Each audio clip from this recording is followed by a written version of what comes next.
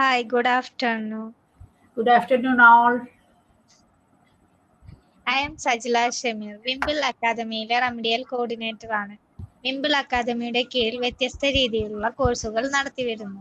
Psychology, psychotherapy, counselling, learning disability, കുട്ടികൾക്കുള്ള പ്രോഗ്രാമുകൾ എന്നിവയാണ്. കൂടാതെ പഠന പ്രയാസവും പഠന വൈകല്യവുമുള്ള കുട്ടികൾക്ക് ഓൺലൈനായും ഓഫ്ലൈനായും പരിശീലനം നടത്തുന്നു. ഇത്തരത്തിൽ പരിശീലനം നൽകുന്ന ട്രെയിനർമാരുടെ കൂട്ടായ്മയാണ് റെമഡിയേറ്റേഴ്സ് ക്ലബ്ബ്. റെമഡിയേറ്റേഴ്സ് ക്ലബിന്റെ ഭാഗമായി കുട്ടികൾക്കും രക്ഷിതാക്കൾക്കും ഉപകാരപ്രദമാവുന്ന രീതിയിലുള്ള വെബിനാർസുകളാണ് നടത്തുന്നത്. ഇന്നത്തെ വെബിനാറിൽ ഡിസ്കസ് ചെയ്യുന്നത് safe touch and bad touch എന്ന ടോപ്പിക്കാണ്. ഇത് ലീഡ് ചെയ്യുന്നത് മിനി ഭാസ്കർ മാം ആണ്. ഇന്നത്തെ വെബിനാറിലേക്ക് എല്ലാവരെയും വെൽക്കം ചെയ്യുന്നു. വെബിനാർ കണ്ടക്ട് ചെയ്യാനായിട്ട് മിനി മാമിനെ വെയിറ്റ് ചെയ്യുന്നു. Mini ma'am. Thank you. ഞാൻ കഴിഞ്ഞ 2 ക്ലാസ് ഞാൻ എടുത്തിരുന്നു. ആരൊക്കെ ഇതിനകത്ത് നേരത്തെ എൻ്റെ അറ്റൻഡ് ചെയ്തിട്ടുണ്ടോ എന്ന് എനിക്കറിയത്തില്ല. ഏതായാലും ഇങ്ങനെ ഒരു ഓപ്പർച്യൂണിറ്റി വിംബിൾ അക്കാഡമി എനിക്ക് ഒരുക്കി തരുന്നതിന് വിംബിൾ അക്കാഡമിയോട് ഒത്തിരി നന്ദി പറയുന്നു. കാരണം വീട്ടമ്മമാരാകുമ്പോൾ ഇങ്ങനെയുള്ള സംഗതികൾ എത്രത്തോളം അവരിൽ എത്തുന്നു എന്നുള്ളത് വളരെ ചിന്തനീയമായ ഒരു സംഭവമാണ്. എത്രത്തോളം നമ്മളുടെ കുട്ടികളെ സ്കൂളിൽ വിട്ട് കഴിഞ്ഞാൽ പിന്നെ എന്താണ് സംഭവിക്കുന്നത്, എവിടെയൊക്കെയാണ് അപകടം പതിയിരിക്കുന്നത്, ഇതൊക്കെ അവർക്ക് എപ്പോഴും ആകുലത വർദ്ധിപ്പിക്കുന്ന ഫീലിങ്സ് ആണ്. അത് അഡ്രസ്സ് ചെയ്ത് കൊണ്ടുപോവുകയാണെങ്കിൽ അവർക്ക് കുറച്ചധികം മനസ്സമാധാനവും നേരെ ചൊവ്വേ ജീവിക്കാനുള്ള ഒരു അന്തരീക്ഷമൊക്കെ അവർക്ക് തന്നെ ഉണ്ടാക്കി കൊടുക്കാൻ പറ്റും.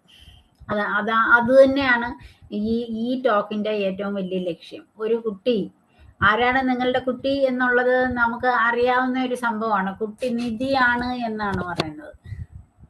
ഒരു കപ്പിൾസിന്റെ, ഒരു അച്ഛൻ്റെയും അമ്മയുടെയും നിധിയാണ് കുട്ടി, അല്ലേ?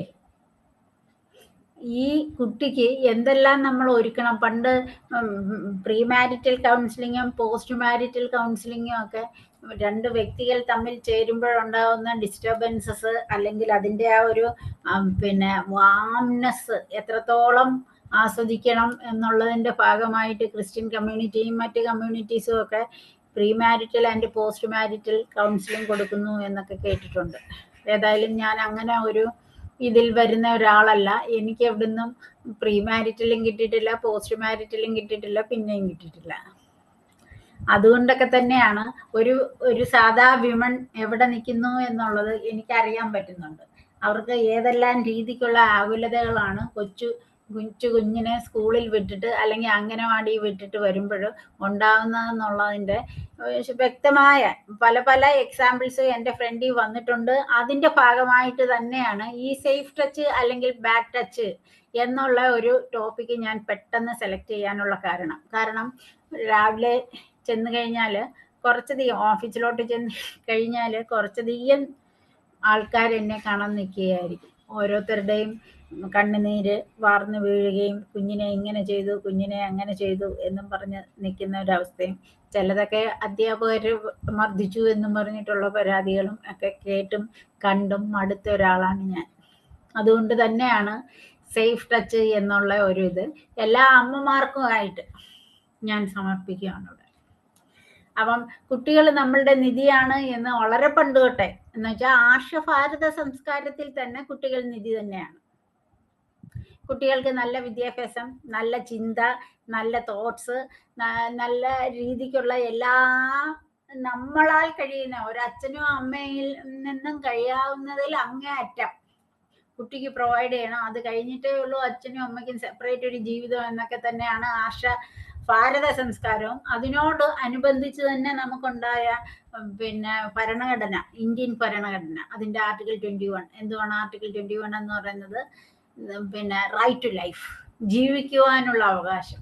ആ റൈറ്റ് ടു ലൈഫിനകത്ത് ഇംബൈബ് ചെയ്തിരിക്കുന്ന, എടുത്തു വച്ചിരിക്കുന്ന ഒരു പ്രിൻസിപ്പിൾ എന്ന് പറയുന്നത് ജെർമി ബെന്താം പറഞ്ഞിട്ടുള്ള, നമുക്ക് ഓരോരുത്തർക്കും, കുട്ടിക്കും അതെ, അമ്മയ്ക്കും അതെ, അച്ഛനും അതെ, കുട്ടിയോട് അടുത്തിൽ നിൽക്കുന്ന എല്ലാവർക്കും തന്നെ അവനവൻ്റെ പേഴ്സണാലിറ്റി, വ്യക്തിത്വം അവനവനാൽ കഴിയുന്നതിന് അത്രയും ഉയർത്തുവാനുള്ള ഒരു അവകാശമാണ്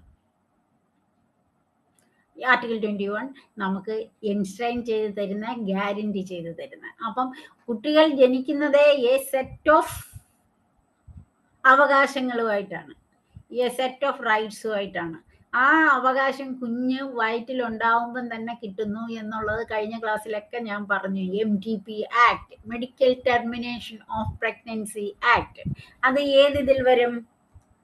കുട്ടിക്കോ അമ്മയ്ക്കോ ആരോഗ്യ പ്രശ്നം ഉണ്ടെങ്കിൽ മാത്രമേ ആ ഗർഭപാത്രത്തിൽ നിന്ന് കുട്ടിയെ എടുത്ത് കളയാൻ പറ്റുള്ളൂ എന്ന് ഇന്ത്യൻ പാർലമെന്റ് വ്യവസ്ഥ ചെയ്ത് വെച്ചിരിക്കുന്നതിനാൽ അങ്ങനെ ഒരു നിയമം ഉണ്ടായി. അതാണ് ഒരു കുഞ്ഞിന്റെ unborn right of an unborn child. ജനിച്ച് ഭൂമി കണ്ടിട്ടില്ല, പക്ഷെ അമ്മയുടെ വയറിൽ ജനിച്ച കുട്ടിക്ക്, അമ്മയുടെ ഗർഭപാത്രത്തിൽ ജനിച്ചു വന്നിട്ടുള്ള കുട്ടിക്കുള്ള റൈറ്റ് ആദ്യമായിട്ട് പ്രൊവൈഡ് ചെയ്യുന്ന ഒരു ആക്ടാണിത്. എന്ന് പറയുമ്പോഴും ആർട്ടിക്കിൾ 21 ഓഫ് ഇന്ത്യൻ ഭരണഘടന തന്നെയാണ് അതിനകത്തും വരുന്ന ഏറ്റവും കാര്യമായിട്ട് വരുന്ന പ്രിൻസിപ്പിൾ.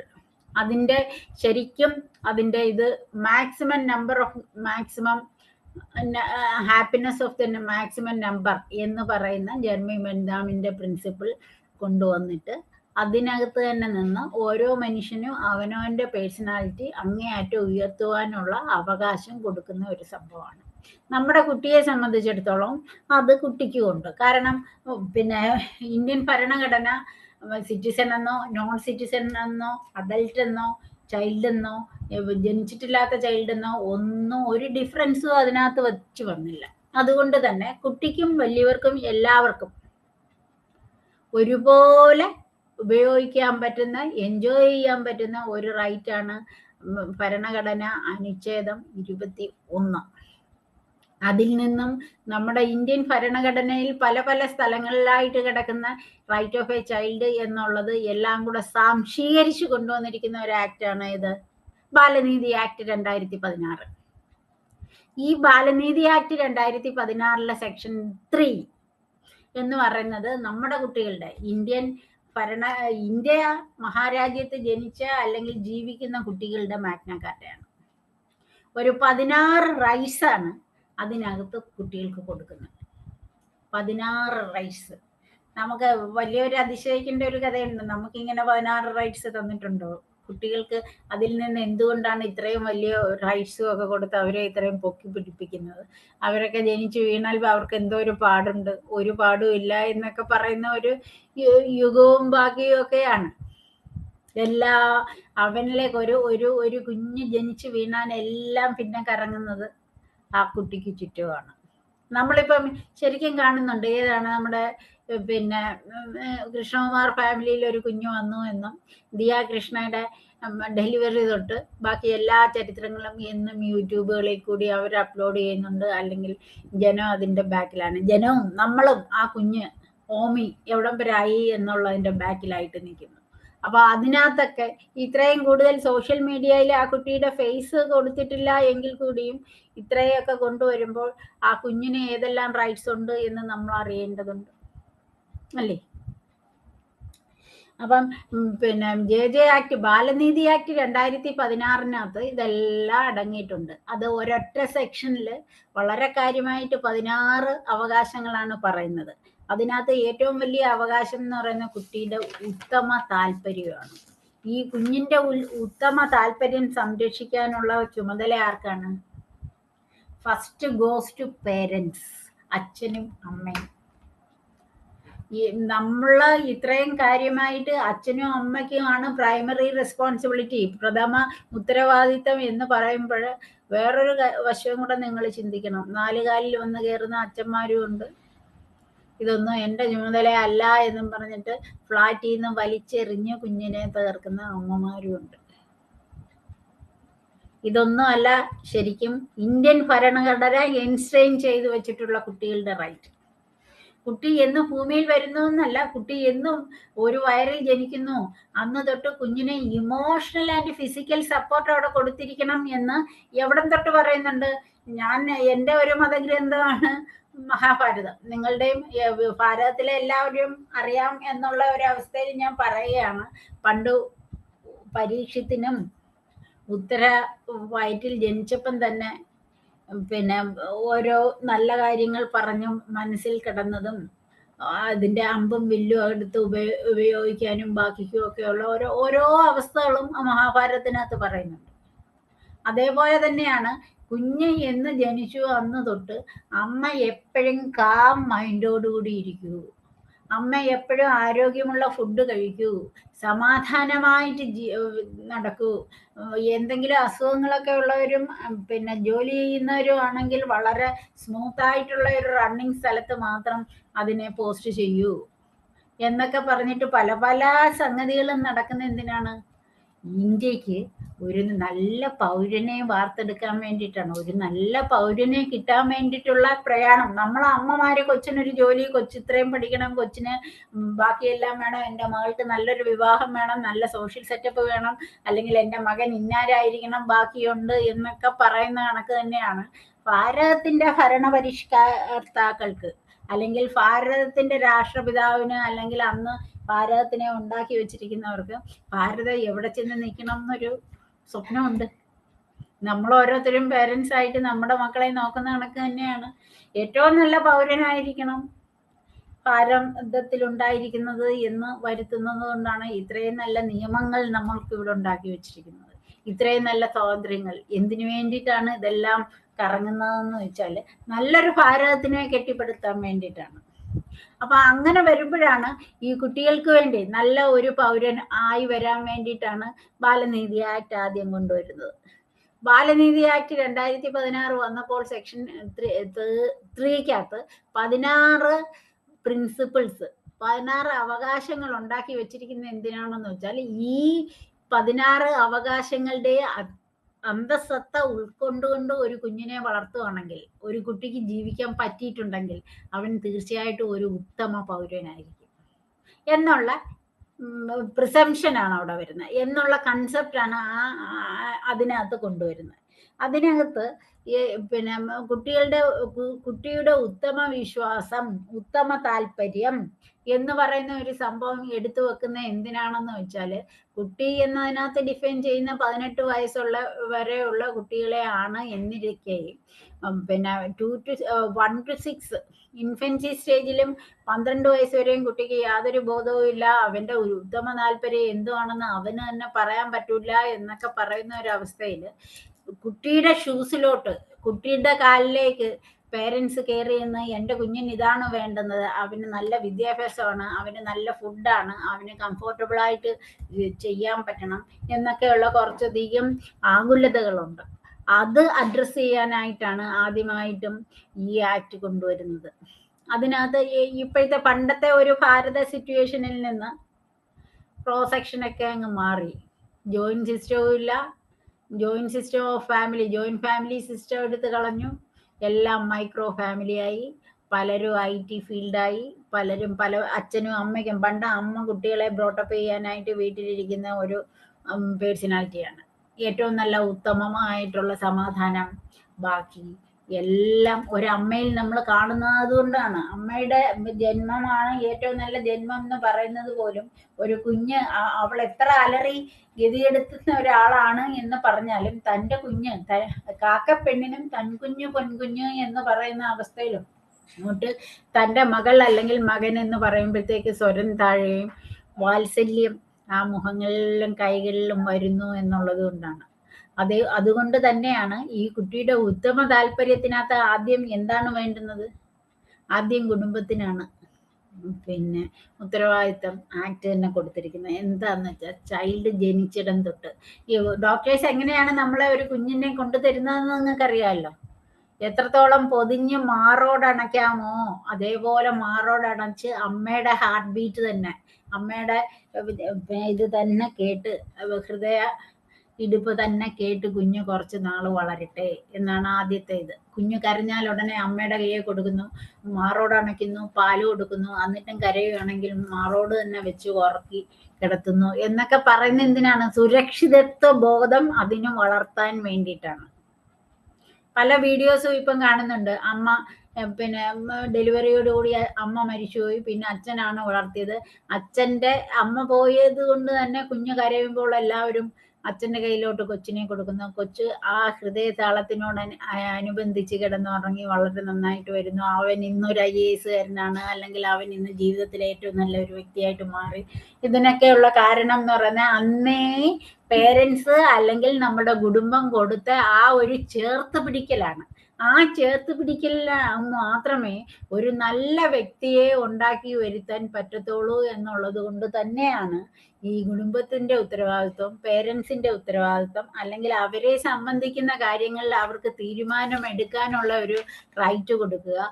ഇങ്ങനെയൊക്കെ ഉള്ള സംഗതികളെല്ലാം പിന്നെ നമ്മുടെ JJ ആക്ട് എന്ന് വെച്ചാൽ ബാലനീതി ആക്ട് പ്രൊവൈഡ് ചെയ്ത് വെച്ചിരിക്കുന്നത്. കുട്ടികൾക്ക് വേണ്ടി തന്നെ സമത്വവും അതേപോലെ തന്നെ യാതൊരു വിധമായ ഡിസ്ക്രിമിനേഷനും കുട്ടികളിൽ വരുത്തരുത് എന്ന് പറഞ്ഞിരിക്കുകയാണ് ആക്ട്. അങ്ങനെ ചെയ്യുന്നവർക്ക് ചില എമൗണ്ട് ഓഫ് ശിക്ഷയും ബാക്കിയും ഒക്കെ അതിനകത്ത് പറയുന്നുണ്ട്. പക്ഷേ ഇപ്പോഴും നമ്മളുടെ ക്രോസ് സെക്ഷൻ എടുത്ത് നോക്കിയാൽ ബോയ്സിന് കിട്ടുന്ന ഒരു താലോലിപ്പോ ഒരു പ്രഥമ ഗണനീയതയോ ഒന്നും ഒരു ലേഡി ചൈൽഡിന് കിട്ടുന്നില്ല, അല്ലെങ്കിൽ ഗേളിന് കിട്ടുന്നില്ല എന്നുള്ള ദുഃഖസത്യം ഇപ്പോഴും ഉൾക്കൊണ്ടുകൊണ്ട് തന്നെയാണ് ഞാനിത് പറയുന്നത്. പെൺകുഞ്ഞാണെങ്കിൽ ഭ്രൂണഹത്യ എന്നുള്ള ഒരു അവസ്ഥയിൽ നിന്ന് കുട്ടിയെ എടുത്തു മാറ്റിക്കൊണ്ടു പോകാൻ വേണ്ടി നമ്മൾ എന്തെല്ലാം ലെജിസ്ലേഷൻസ് ഉണ്ടാക്കി. ഇപ്പോഴും സെക്സ് നേരത്തെ പറയാൻ പാടില്ല. അരിയിട്ട് കുഞ്ഞുങ്ങളെ കൊല്ലുന്നു എന്നാണ് തമിഴ്നാട്ടിൽ ഞാൻ കേട്ടിട്ടുള്ളത്. തമിഴ്നാട്ടിൽ നിന്നല്ല, പലയിടത്തും പെൺകുട്ടിയാണോ അങ്ങനെ, അയ്യോ 3 പെൺപിള്ളേരാണോ, അവൾ എങ്ങനെ ഉയർന്നു വരും, ഇങ്ങനെയൊക്കെയുള്ള പല ചിന്താഗതികളുടെയും ഉറവിടമാണ് കേരള സമൂഹം എന്നുള്ളത് എനിക്കറിയാം. പക്ഷേ ഒരാക്റ്റും ഒരു രാജ്യവും അങ്ങനെ വേർതിരിവ് ഒരിക്കലും കാണിച്ചിട്ടില്ല. അതുകൊണ്ട് തന്നെയാണ് സ്ത്രീ സുരക്ഷയും ശിശു സംബന്ധമായ എല്ലാ കാര്യങ്ങളിലും സമത്വം വേണം എന്ന് പറയാൻ വേണ്ടിയിട്ടാണ് കേരള ഗവൺമെന്റിലായാലും സെൻട്രൽ ഗവൺമെന്റിലായാലും വേൾഡ് അറ്റ് ലാർജ് ആയാലും അവർക്ക് വേണ്ടി സെപ്പറേറ്റ് പ്രൊവിഷൻസും സെപ്പറേറ്റ് വ്യവസ്ഥിതികളും സെപ്പറേറ്റ് പല പല സംഗതികളും വ്യത്യസ്തങ്ങളായിട്ട് കൊണ്ടുവരുന്ന യുണിസെഫ് എന്ന് പറയുന്നത് UN-ന്റെ കുട്ടികൾക്ക് വേണ്ടിയിട്ടുള്ള ഒരു സംഘടനയാണ്.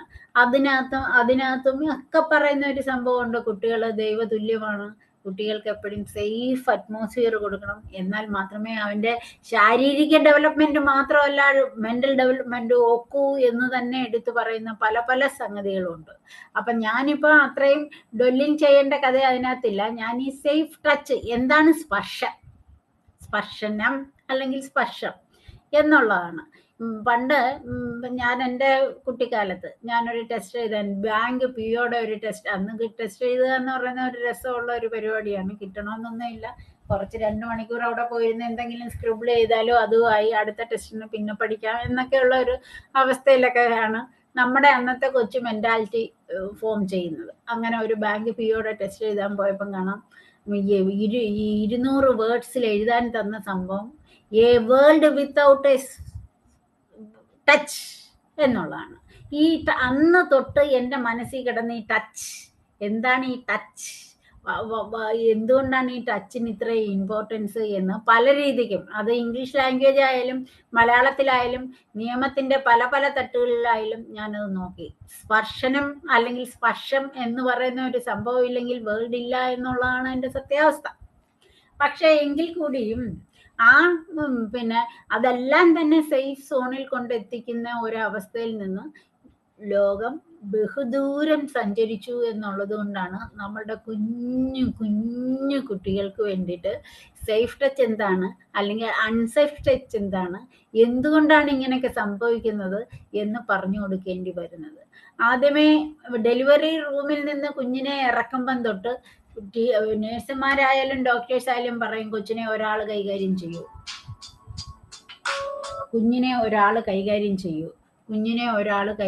ചെയ്യൂ എന്ന് തന്നെ പറയുന്നത് എന്തിനാണെന്ന് ചോദിച്ചാൽ, അവിടെയും എനിക്ക് കാണാൻ കഴിയുന്ന, ഞാൻ നിയമത്തിന്റെ കണ്ണിൽ കൂടി എനിക്ക് അവിടെയും കാണാൻ കഴിയുന്ന ഒരു ഇത്, കൊച്ചു സേഫായിട്ടിരിക്കുക, കൊച്ചു കുറച്ചുകൂടെ സുരക്ഷിത ബോധത്തോടുകൂടി വളരുക എന്നുള്ള ആ സേഫ് എന്ന് പറയുന്നത് ഈ അൺസേഫ് ബാഡ് ടച്ചിലോട്ട് പോകാതെയും കൂടെ ഇരിക്കാനാണ് എന്ന് ഞാൻ ഉറക്കെ എപ്പോഴും ചിന്തിക്കുന്നുണ്ട്.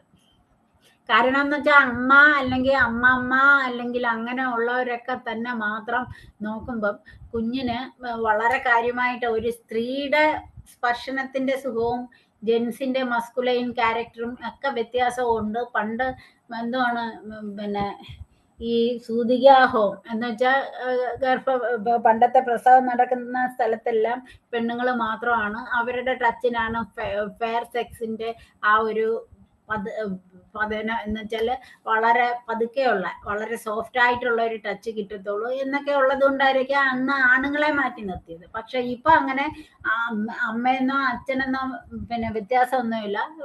ഡെലിവറി സമയത്ത് തന്നെ സ്വന്തം അച്ഛൻ കയറി അമ്മയ്ക്ക് അത്രയും ഒരു പിന്നെ നല്ല ഒരു അറ്റ്മോസ്ഫിയർ ഉണ്ടാക്കി കൊടുത്താൽ തന്നെ പ്രസവവും സുഖമായിരിക്കത്തുള്ളൂ എന്നുള്ള കൺസെപ്റ്റിലോട്ട് വേൾഡ് വളർന്നു കഴിഞ്ഞു. നമ്മുടെ ഇവിടെയൊക്കെ എല്ലാ ഹോസ്പിറ്റൽസിലും വന്നിട്ടില്ല എങ്കിൽ കൂടിയും കുറച്ച് മുന്തിയ ഹോസ്പിറ്റൽസിലൊക്കെ ഹസ്ബൻഡിനും കൂടെ നിൽക്കാം. UK-ലും USA-ലും ആണെങ്കിൽ ഹസ്ബൻഡ് മസ്റ്റായിട്ട് നിൽക്കണം. ഇങ്ങനെയൊക്കെ വരുന്ന എന്താണെന്ന് വെച്ചാൽ അവരൊരു ഫാമിലിയാണ്. ആ 3 പേരിൽ നിന്ന് മാറ്റി നിർത്തപ്പെടാൻ മറ്റൊരു അവസ്ഥ അതിനകത്തില്ല, ഇല്ല തന്നെ. അതുകൊണ്ട് തന്നെയാണ് വൈഫ് അത്രയും പിന്നെ പ്രസവ വേദനയുടെ സമയത്ത് അവളെ ആശ്വസിപ്പിക്കാനും ആ കിട്ടുന്ന കുഞ്ഞിനെ ഒന്ന് എടുത്ത് മാറോട് ചേർക്കാനും ആ ഒരു സഹായത്തിനായിട്ട് ഹസ്ബൻഡ് അവിടെ നിന്നോട്ടെ എന്ന് പറയുന്നത്. എൻ്റെ ഡെലിവറി കഴിയുന്ന സമയത്തോ അതിനു മുമ്പോ ഒന്നും തന്നെ ഈ പറ്റേണിറ്റി ലീവ് എന്ന് പറയുന്ന ഒരു സംഭവം ഞാൻ കേട്ടിട്ടില്ലായിരുന്നു. പക്ഷേ ലേബർ ലോയുടെ തൊഴിൽ നിയമങ്ങളുടെ അങ്ങേയറ്റത്തെ വളർച്ചയാണ് പിന്നെ ഫാദറിനും പറ്റേണിറ്റി ലീവ് 15 ദിവസം എടുക്കാം, 10 ദിവസമോ 15 ദിവസമോ എടുക്കാം എന്ന് പറയുന്ന ഒരു നിയമം ഇന്ത്യയിൽ വന്നു എന്ന് പറയുന്നതൊക്കെ തന്നെ. അതിൽ നിന്നെല്ലാം പറയുന്ന എന്തുവാണ്, കുഞ്ഞിനെ വളരെ സേഫായിട്ട് പൊതിഞ്ഞു വെക്കണം, വളരെ സേഫായിട്ട് കാര്യം ചെയ്യണം. അതിന് ഞെട്ടുന്ന 1ഉം 2ഉം ദിവസമുള്ള കുഞ്ഞെല്ലാം ഒരു പാത്രം വീണാലും ഞെട്ട് കരയും. ശബ്ദം ഉറച്ചുള്ള ശബ്ദം പറ്റത്തില്ല, പടക്കം പൊട്ടിക്കാൻ പറ്റത്തില്ല, വണ്ടി സ്റ്റാർട്ട് ചെയ്യുന്നതിൻ്റെ ബാക്കിയായിട്ട് ചില ആണുങ്ങൾ വളരെ ഉച്ചത്തിൽ സംസാരിക്കുന്നവരുടെ സംസാര രീതി അവിടെ പറ്റൂല. ഇങ്ങനെല്ലാം വരുന്നതിൻ്റെ കാര്യവും ഈ കുഞ്ഞിന് വേണ്ടിയുള്ള സേഫ് അറ്റ്മോസ്ഫിയർ ഉണ്ടാക്കാൻ വേണ്ടിയാണ്. ഇനി ടച്ച് എന്ന് പറയുന്നത്, ടച്ച് ഇല്ലാത്ത ഒരു ലോകം ഇല്ല. ആദ്യം തൊട്ടേ അഫേം ചെയ്യുന്ന ഒരു ടച്ചിൽ കൂടി തന്നെയാണ് നമ്മളെല്ലാവരും ഉണ്ടായിരിക്കുന്നത്. നമ്മളെല്ലാവരും ഏത് തരത്തിലുള്ള ടച്ചിലും പിന്നെ പ്രോൺ ചെയ്യാനുള്ള ഒരവസ്ഥയിലോട്ടാണ് ലോകം പൊക്കോണ്ടിരിക്കുന്നത്. അപ്പൊ അങ്ങനത്തെ ഒരു സിറ്റുവേഷനിൽ എന്താണ് സേഫ് ടച്ച് എന്ന് പറയുന്ന ഒരവസ്ഥയിലോട്ട് കൊണ്ടെത്തിക്കുന്നതെന്ന് പറയുന്ന ചില ഹീനകൃത്യങ്ങൾ നമ്മളുടെ പിന്നെ ഭാരതത്തില് പലപ്പോഴും റിപ്പോർട്ട് ചെയ്തു വരുന്നു. പണ്ടത്തെ അമ്മയല്ല വീട്ടിലിരുന്ന് അച്ഛൻ കൊച്ചിനെ സ്കൂളിൽ കൊണ്ടുപോയി അല്ലെങ്കിൽ ആരെങ്കിലും കൊണ്ടുപോയി ആക്കിയിട്ട് തിരിച്ചു വന്നാൽ എൻ്റെ കുഞ്ഞ് നേരെ തന്നെ തിരിച്ച് വീട്ടിൽ വരും എന്നുള്ള ഒരു അവസ്ഥ അന്ന് ഉണ്ടായിരുന്നെങ്കിൽ ഇന്നിപ്പോൾ അതല്ല. 2-3 വയസ്സാകുമ്പം തന്നെ പേരൻസിന്റെ ബൗണ്ടഡ് ഡ്യൂട്ടി എന്തുവാണ്, നിന്റെ ബോഡിയിൽ ഇന്ന ശാരീരിക പാർട്സ് ഉണ്ട്, അതിൽ ഇന്നതൊക്കെ നിന്റെ സ്വകാര്യ പാർട്സാണ്. ഇത് വളരെ കാര്യമായിട്ട് സൂക്ഷിക്കുന്നതാണ്. നിന്റെ ഈ സ്വകാര്യ പാർട്സിലും മറ്റൊരാൾ തൊടാൻ പാടില്ല. അമ്മ എന്ന് ഞാൻ പറയുന്നില്ല, ആരാണ് ആ കുട്ടിയെ കൂടുതൽ വെച്ച് വളർത്തുന്നതെന്ന് വെച്ചാൽ അവര് മാത്രം just for the purpose of excretion and മറ്റ് സംഗതികൾക്ക് വേണ്ടി മാത്രം കുഞ്ഞിന്റെ പ്രൈവറ്റ് പാർട്സ് തൊടുക എന്നുള്ളതേ അതിനകത്ത് പറയുന്നുള്ളൂ. അതൊരു അൺസേഫ് ടച്ച് ആണെന്ന് ആരും പറയുന്നില്ല, എങ്ങും പറയേണ്ട കഥയും ഇല്ല. കാരണം കുഞ്ഞിന് വളരെ കാര്യമായിട്ട് നമ്മളുടെ ബോഡി നീഡ്സ് ഇത് ചെയ്യുന്ന കണക്കാണെന്ന് വളരെ കുഞ്ഞിലെ അത് പറ്റത്തില്ല. പിന്നെ ആദ്യം തന്നെ അവൻ്റെ 1 to 2 ഇയേഴ്സിലെ ഏനൽ ആ ഒരു ഇത് തന്നെയാണ് ആദ്യം വരുന്നത്. സെൻസ് ആദ്യം വരുന്നത് ഏനൽ പാർട്സിലോട്ട് തന്നെയാണ്. എന്ന് വെച്ചാൽ ആ പ്രൈവറ്റ് പാർട്സിനെ കുറിച്ച് തന്നെയാണ് അവന് ആദ്യം ആ ഒരു ടീച്ചിങ്ങും ബാക്കിയും ഒക്കെ കൊടുക്കേണ്ടത്. എങ്ങനെയാണ് പ്രൈവറ്റ് പാർട്സ് ക്ലീൻ ആക്കി വെക്കേണ്ടത്. പ്രൈവറ്റ് പാർട്സ് എന്ന് വെച്ചാൽ എന്താണ്, ഒരു മനുഷ്യ ശരീരത്തിൽ ഏതെല്ലാം പാർട്സ് ഉണ്ട്, ഈ പാർട്സിൽ ആരെ തൊട്ടാൽ പറ്റും, ആരെ തൊടാൻ അനുവദിച്ചുകൂടാ, ഇങ്ങനെയുള്ള പല സംഗതികളും നമ്മൾ കുഞ്ഞിനെ 2 വയസ്സ് തൊട്ട് കളിയിലൂടെ അല്ലെങ്കിൽ ഉപദേശം എന്ന് പറയുന്ന ഒരവസ്ഥ ഇപ്പോഴേ പറഞ്ഞുകൂടാ എന്നാണ് പുതിയ ലോകം പറയുന്നത്. പണ്ടത്തെ ഒരവസ്ഥയല്ല. അതുകൊണ്ട് കുഞ്ഞിനെ കൂടെ കൊണ്ട് നടത്തി മൂക്ക്, കണ്ണ്, വായ്, ചെവി, അങ്ങനെ ഓരോ മനുഷ്യ ശരീരത്തിലെ പാർട്സും പറഞ്ഞു കൊടുക്കുക കാര്യമായിട്ട്. അതില് അന്യന്മാരെന്ന് പറയുന്ന അമ്മയും അച്ഛനും അല്ലെങ്കിൽ കുഞ്ഞിനെ എപ്പോഴും വളർത്തുന്നവര് അല്ലാതെ ബാക്കി എല്ലാവരും അന്യര് തന്നെയാണ്. അതിനകത്ത് മറ്റു കഥയൊന്നുമില്ല. കാരണം കഴിഞ്ഞ 2 മാസത്തിന് മുമ്പ് റിപ്പോർട്ട് വന്ന ഒരു സംഭവം കണ്ടില്ലേ? ഒരു കുഞ്ഞ് ആത്മഹത്യ ചെയ്തു. അല്ല, കൊച്ചിനെ അമ്മ കൊണ്ടുപോയി, നിങ്ങളുടെ തൃശ്ശൂരിനടുത്ത് എവിടെയോ ആണ്, അമ്മ കൊണ്ടുപോയി കൊച്ചിനെ. അമ്മയ്ക്ക് മാനസിക ആശ്വാസ്തിയായിരുന്നു, അത് സത്യം തന്നെയാണ്. എങ്കിൽ കൂടിയും കുഞ്ഞിനെ പുഴയിൽ എറിഞ്ഞു കൊന്നു. പിന്നെ വന്ന് നോക്കുമ്പോഴാണ് ഇളയച്ചൻ ഉപയോഗിച്ചിരുന്നു എന്നറിയുന്നത്. ഈ മാനസിക ആരോഗ്യ നില തകരാറിലായിരിക്കുന്ന ഒരമ്മയ്ക്ക് എങ്ങനെ ശാരീരിക പാർട്സിനെ കുറിച്ചോ അല്ലെങ്കിൽ നീ എങ്ങനെ കെയർ ചെയ്യണമെന്നോ ഒക്കെ പറഞ്ഞു കൊടുക്കാൻ പറ്റും? അത് നിങ്ങളൊന്ന് ചിന്തിച്ചു നോക്കൂ. ഓരോ സിറ്റുവേഷൻസിലും അമ്മയ്ക്ക് വയ്യ അല്ലെങ്കിൽ അച്ഛന് വയ്യ എങ്കിൽ മറ്റൊരാളതിനകത്ത് അത്രയും ഉത്തരവാദിത്വത്തോടു കൂടി എടുത്താൽ വന്ന് ആ റോള് കംപ്ലീറ്റ് ആക്കിയെങ്കിൽ മാത്രമേ അത്രയും വലിയ ഒരു സിറ്റുവേഷനിലോട്ട് നമുക്ക് കൊണ്ടുവരാൻ പറ്റൂ എന്നുള്ളതാണ്. അപ്പം കുട്ടികളെ ആദ്യം തന്നെ ഇന്ന പാർട്സ് ഉണ്ട് എന്ന് പറഞ്ഞു പഠിപ്പിക്കാൻ അമ്മയെ കൊണ്ടായില്ലെങ്കിൽ നെക്സ്റ്റ് ആരാന്ന് വെച്ചാൽ പോക്കോണം, അവര് ചെയ്തോണം. ആ കുഞ്ഞിനെ അങ്ങനെ ഒരു ഇളയച്ചൻ മൃഗീയമായിട്ട് ഉപയോഗിച്ചു എന്ന് പറയുന്ന ഒരു സിറ്റുവേഷൻ ഒക്കെ ഉണ്ടാകാതിരിക്കാൻ വളരെ പണ്ട് തൊട്ടേ നിയമവും ബാക്കിയും ഒക്കെ ഉണ്ട്. എന്നിട്ട് അത് നടക്കുന്നില്ല എന്ന് പറയുമ്പോൾ ആദ്യമായിട്ട് നമ്മൾ സ്കൂളിൽ കൊണ്ടുവിടുമ്പം തന്നെ അറിഞ്ഞിരിക്കേണ്ട ഒരു സംഭവമാണ് എന്താണ്, ഈ കുഞ്ഞിന് മനുഷ്യ ശരീരത്തിലെ എല്ലാ പാർട്സും അറിയാം. ആ പാർട്സിൽ ഇപ്പോൾ ഒരു സ്വിമ്മിങ് സൂട്ട് ഇട്ടാൽ അല്ലെങ്കിൽ നിങ്ങൾ ഒരു ഹ്യൂമൻ ശരീരത്ത് മൂടി വെക്കുന്ന ഏതൊക്കെ പാർട്സ് ഉണ്ട് അതെല്ലാം രഹസ്യ പാർട്സ് തന്നെയാണ്, സ്വകാര്യ പാർട്സ് തന്നെയാണ്. അവിടെ നമുക്ക് മാത്രമേ പ്രവേശനം ഉള്ളൂ എന്ന് പറഞ്ഞാലും അനാവശ്യമായിട്ട് നമ്മളും തൊട്ടുകൂടാന്നുള്ളത് തന്നെയാണ് അതിൻ്റെ സത്യാവസ്ഥ. അതുമൊക്കെ കുഞ്ഞിനോട് തന്നെ പറഞ്ഞു കൊടുക്കണം. എന്നാലേ അവനത് ശ്രദ്ധിച്ച് വന്ന് അത്രയും വിശ്വസ്തനായ, അത്രയും അവൻ വിലമതിക്കുന്ന അമ്മയോടോ അച്ഛനോടോ അല്ലെങ്കിൽ അപ്പൂപ്പനോടോ അല്ലെങ്കിൽ അമ്മൂമ്മയോടോ ഒക്കെ ആരെങ്കിലും ഇവനെ അല്ലാതെ പിച്ചുവോ മാന്തുവോ ഒക്കെ ചെയ്താൽ തന്നെ വന്ന് പറയാൻ പറ്റത്തുള്ളൂ. അതുകൊണ്ട് തന്നെ ഈ ബോഡി പാർട്സിനെ കുറിച്ച് കുഞ്ഞിനൊരു 3 വയസ്സാവുന്നതിന് മുമ്പ് കളിയിൽ കൂടി തന്നെ മൂക്കെവിടെ, കണ്ണെവിടെ, ചെവി എവിടെ, വായെവിടെ, അപ്പിയിടുന്ന സ്ഥലം എവിടെ, അല്ലെങ്കിൽ യൂറിൻ മുള്ളുന്ന സ്ഥലം എവിടെ, അങ്ങനെ പറഞ്ഞു കൊടുത്ത് പതുക്കെ മനസ്സിലാക്കിക്കൊണ്ട് വരിക്കുക. അതേ അതിനകത്ത് നിവൃത്തിയുള്ളൂ. കാരണം അമ്മയ്ക്ക് പോയി പണ്ടത്തെ അമ്മമാരുടെ കണക്കല്ല പോയി അന്നും അമ്മമാര് കാവലിരിക്കുന്ന ഒരു കഥ ഞാൻ കേട്ടിട്ടില്ല. ഇപ്പോഴായാലും അമ്മമാർക്ക് ഒട്ടുമേ സമയമില്ല. എല്ലാവരും മൾട്ടിഫേരിയസ് ഫങ്ഷൻസ് വീട്ടിനകം മാത്രമല്ല പുറത്തും ചെയ്തുകൊണ്ടിരിക്കുന്ന അമ്മമാരും അച്ഛന്മാരുമാണ്. അപ്പൊ അങ്ങനെയെന്നും പറഞ്ഞിട്ട് പോയി നിൽക്കാൻ ആർക്കും പറ്റുന്ന ഒരു ലോകമല്ല, അല്ലെങ്കിൽ അത് അത്രയും ആദരണീയമായിട്ട് എടുത്തു വെക്കേണ്ട ഒരു പ്രവണതയുമല്ല. ഒരാൾ കൂടെ കൊണ്ടുപോയി നടന്ന് വളർത്തിക്കൊണ്ടുവരിക എന്നുള്ള കുഞ്ഞിനെ ഓരോ സ്റ്റേജസിലും അവൻ്റെതായ എല്ലാ സംഗതികളും തരണം ചെയ്ത് വരാനുള്ള ശക്തിയാണ് നമ്മൾ കൊടുക്കേണ്ടത്, മനക്കരുത്താണ് നമ്മൾ കൊടുക്കേണ്ടത്. അല്ലാതെ കൂടെ കൊണ്ട് നടന്ന് പപ്പറ്റാക്കി കൈ കൊണ്ട് വരികയല്ല നമ്മൾ ചെയ്യേണ്ടത്. അപ്പൊ ഈ സേഫ് ടച്ചും അൺസേഫ് ടച്ചും എന്തൊക്കെയാണ് എന്ന് പറഞ്ഞാൽ ഫസ്റ്റ് പ്രിൻസിപ്പിൾ ഗോസ് ടു ജനിച്ചിടം തൊട്ട് കുറച്ചധികം നാൾ വരെ ഒരാൾ തന്നെ കൈകാര്യം ചെയ്യുക, ബാക്കി എന്നൊക്കെ ഉള്ളതെല്ലാം അതിനകത്ത് വരും. പിന്നെ 1 to 2 അല്ലെങ്കിൽ 3 ഇയേഴ്സിനകത്ത് എല്ലാ ബോഡി പാർട്സും പഠിപ്പിച്ചിരിക്കുന്നു എന്നും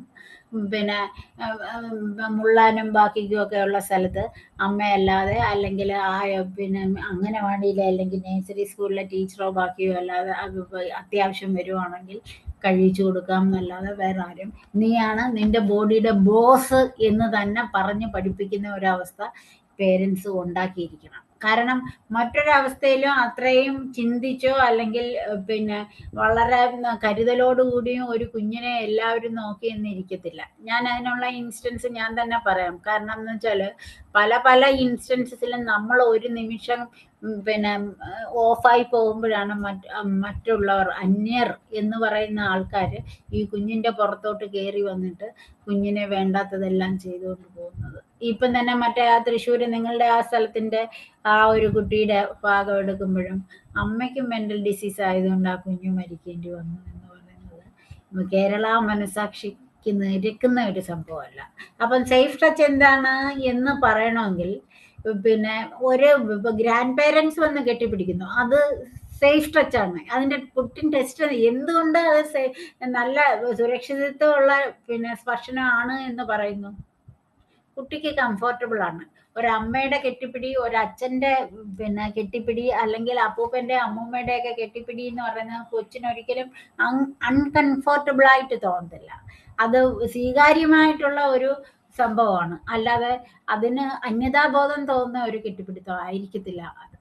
അതുകൊണ്ട് തന്നെയാണ് സേഫ് ടച്ച് അവിടെ ഉണ്ട് എന്ന് പറയുന്നത്. അച്ഛന്റെ ഒരു ഹഗിങ് ഇല്ലാതെ, അമ്മയുടെ ഒരു സ്നേഹ തലോടലില്ലാതെ ഏതെങ്കിലും കുട്ടികൾ ജീവിച്ചിട്ടുണ്ടോ? ഇല്ല.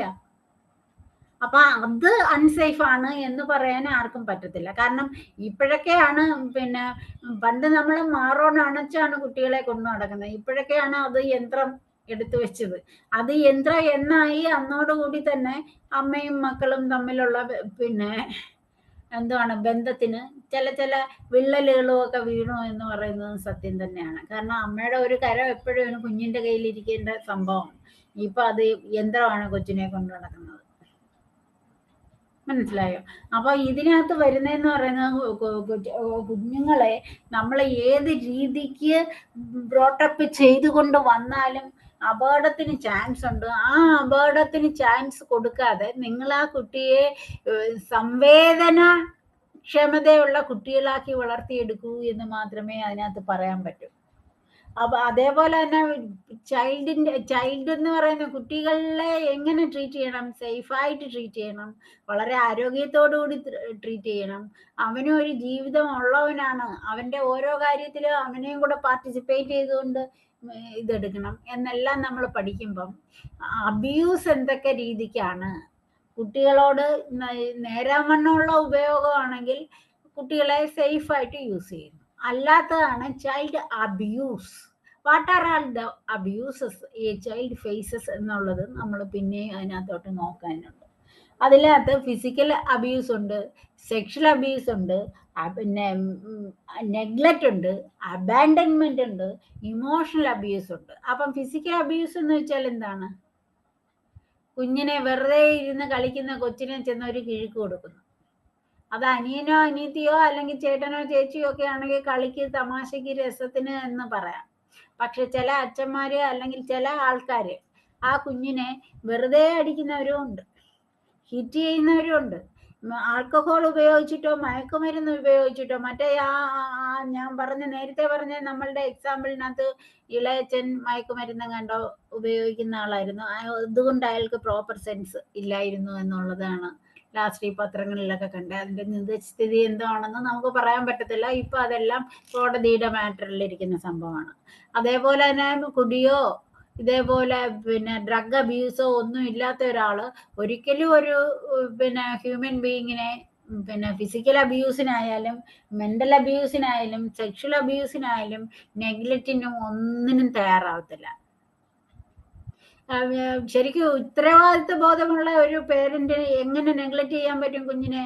അവര് തന്നെ ഉണ്ടാക്കി വെച്ച ഒരു കുഞ്ഞല്ലേ, ആരും നോക്കില്ലെങ്കിലും അവനവൻ നോക്കണം എന്നുള്ള ഒരു അവസ്ഥ അതിനകത്ത് വരും. അത് ഇംപ്ലൈഡ് ആണ്. അല്ലാതെ അച്ഛൻ നോക്കുന്നില്ല അതുകൊണ്ട് ഞാൻ നോക്കത്തില്ലെന്നോ അല്ലെങ്കിൽ അമ്മ നോക്കുന്നില്ല അതുകൊണ്ട് ഞാൻ നോക്കത്തില്ലെന്നോ ഒന്നും ഒരു അടുത്ത പേരന്റിനും പാർട്ട്ണറിനും പറയാനുള്ള റൈറ്റ് നിയമം എങ്ങും കൊടുക്കുന്നില്ല. It's an equal duty bestowed upon the parents. നമുക്ക് ഒരു നിധി ഉണ്ടാവുമ്പോൾ ആ നിധിയെ നോക്കാൻ നമ്മൾ ബാധ്യസ്ഥരാണ് എന്നുള്ളതാണ് അതിനകത്ത് വരുന്നത്. അപ്പൊ ആ കുഞ്ഞിന് ഫിസിക്കൽ അബ്യൂസ് പല രീതിക്കും പലരും ചട്ടുവം വെച്ച് പൊള്ളിക്കുന്ന, തമിഴ്നാട്ടിലേക്ക് പിന്നെ ശിക്ഷാ രീതിയുണ്ട്, കുട്ടികളെ ശിക്ഷിച്ചു കൊണ്ടുവരുന്ന രീതിയുണ്ട്. എന്താണ്? ചട്ടുവം പഴിപ്പിച്ച് ബാക്കിൽ വെക്കും അല്ലെങ്കിൽ കയ്യിൽ വെക്കും, മുള വരച്ച് കരഞ്ഞാൽ അതിന് കിട്ടുന്ന, കരയുന്നത് എന്തിനാണ്? അറ്റൻഷൻ സീക്കിങ്ങിന് വേണ്ടിയിട്ടാണ് കരയുന്നത്. ആ കരയുമ്പം തമിഴ്നാട്ടുകാർ ചെയ്യുന്നത് എന്താണെന്ന് വെച്ചാൽ മുള വരച്ചങ്ങ് വായിത്തേക്കും. പറഞ്ഞിട്ട് കഥയുണ്ടോ? അതെങ്ങാണാണോ ഒരു കുഞ്ഞ് അർഹിക്കുന്നത്? ഇതൊക്കെ ഓരോ ഇൻസ്റ്റൻസും കണ്ടാൽ റിപ്പോർട്ട് ചെയ്ത് അത് പോലീസ് സ്റ്റേഷനിൽ എത്തിച്ച് അവർക്ക് 2 വഴക്കെങ്കിലും പോലീസുകാരിൽ നിന്ന് വാങ്ങിക്കൊടുക്കാൻ നമ്മൾ ബാധ്യസ്ഥരായിരിക്കണം. അതിനു വേണ്ടിയിട്ടാണ് ഞാൻ ഈ ടോക്ക് ഇവിടെ ചെയ്യുന്നത്. മനസ്സിലായോ? പിന്നെ കുഞ്ഞിനെ സെക്ഷലി ദുരുപയോഗം ചെയ്യുക എന്ന് പറയുന്നത് പിന്നെ ഒന്നെങ്കിൽ കൊച്ചിൻ്റെ പിന്നെ പ്രൈവറ്റ് പാർട്സിൽ വന്ന് ആരെങ്കിലും തൊടുക. അതിൻ്റെ കഥ അതിനകത്തില്ല. ഇല്ല എന്ന് ചോദിച്ചു കഴിഞ്ഞാൽ കുഞ്ഞിനെ കുളിപ്പിക്കുമ്പോഴോ അല്ലെങ്കിൽ കുഞ്ഞിന് എന്തെങ്കിലും അശാസ്ത്യമായിട്ട് തോന്നുന്ന സമയത്ത് അമ്മയോ അതിൻ്റെ റെസ്പോൺസിബിൾ പേഴ്സൺസോ ആണ് അത് ചെയ്യേണ്ടത്. അല്ലെങ്കിൽ എന്തുകൊണ്ടാണ് ഈ കുഞ്ഞ് ഇങ്ങനെ എന്തോ ഒരു അസ്വസ്ഥത കാണിക്കുന്നു, കൊണ്ടു ചെന്ന് അമ്മയോടോ അല്ലെങ്കിൽ അതുമായിട്ട് അടുത്തുള്ളവരോടോ നോക്കാൻ പറയുക എന്നുള്ളതിൽ കവിഞ്ഞ് കുഞ്ഞിനെ ടച്ച് ചെയ്യുക, വേണ്ടാത്ത പാർട്സിലോട്ട് ടച്ച് ചെയ്ത് കളിക്കുക, പിന്നെ അതിൻ്റെ പ്രൈവറ്റ് പാർട്സിൽ പ്ലേ ചെയ്യാനുള്ള ഒരവസ്ഥ കൊടുക്കുക. അതും അല്ലെങ്കിൽ തിരിച്ച് അവനവൻ്റെ ഈ ചെയ്യുന്ന ആളിൻ്റെ പ്രൈവറ്റ് പാർട്സിൽ കുഞ്ഞ് പിടിക്കാനുള്ള ഒരവസ്ഥ കൊടുക്കുക. ഇതൊന്നും ശരിയുള്ള ഒരു കഥയേ അല്ല. ഇതെല്ലാം ആക്ട്സ് വിച്ച് ആർ അബാൻഡൻഡ് അല്ലെങ്കിൽ ഫോർബിഡൻ ബൈ ലോ ആണ്. നിയമപരമായിട്ട് ഇതെല്ലാം ചെയ്തുകൂടാത്ത കൃത്യങ്ങളാണ്. മനസ്സിലായോ? കുഞ്ഞിനെ അതിൻ്റെ പിന്നെ നേച്ചേഴ്സ് കോൾ മലമൂത്ര വിസർജനം ചെയ്യുന്ന സമയത്തും കുളിപ്പിക്കുന്ന സമയത്തും മാത്രമേ അതിൻ്റെ പ്രൈവറ്റ് പാർട്സിലോട്ടും ബാക്കിയിലോട്ടും ഒക്കെ തൊടാൻ പാടുള്ളൂ എന്നുള്ളത്. അമ്മയായാലും ശരി, അച്ഛനായാലും ശരി, എത്ര അടുത്ത് നിൽക്കുന്നവരായാലും ശരി, അത്ര തന്നെ പാടുള്ളൂ. അപ്പം പിന്നെ മറ്റൊരാൾ കുഞ്ഞിൻ്റെ പ്രൈവറ്റ് പാർട്സിൽ തൊടുക അല്ലെങ്കിൽ മറ്റൊരാളിൻ്റെ പ്രൈവറ്റ് പാർട്സിൽ കുഞ്ഞ് പിടിക്കാൻ നമ്മൾ ഇതാകുക എന്നൊക്കെ പറയുന്നത് അതൊട്ടും ശരിയുള്ള കഥയല്ല. അത് ഫോർബിഡൻ, നിയമപരമായിട്ട് തടയപ്പെട്ടിരിക്കുന്ന ആക്ടുകളാണ്. പിന്നെ അപ്പൂപ്പൻ അല്ലെങ്കിൽ അമ്മൂമ്മ ഒക്കെ പിന്നെ പലപ്പോഴും ഒഫൻസസിനകത്ത് വരുന്ന എന്തുകൊണ്ടാണ്?